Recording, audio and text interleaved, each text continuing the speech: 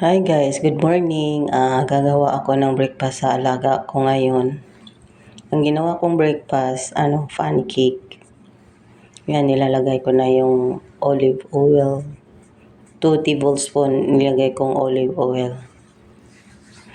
Pagkatapos, hinahalo-halo ko po yung ginawa kong pancake para yung matutunaw yung egg.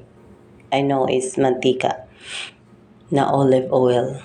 Pagkatapos, kung halo-haluin, naglagay ako ng sapa ng butter.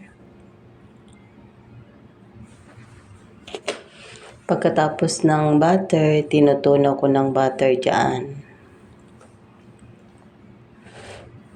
Nag-overspoils po ako kasi maingay, may maraming sounds. Naglagay po ako ng butter dyan kasi nag-try po ako na ilagay yung olive mantika pero hindi maganda. Butter talaga siya. Tapos nilagay ko na yung mix na pancake. Tapos tinakpan natin para maluto.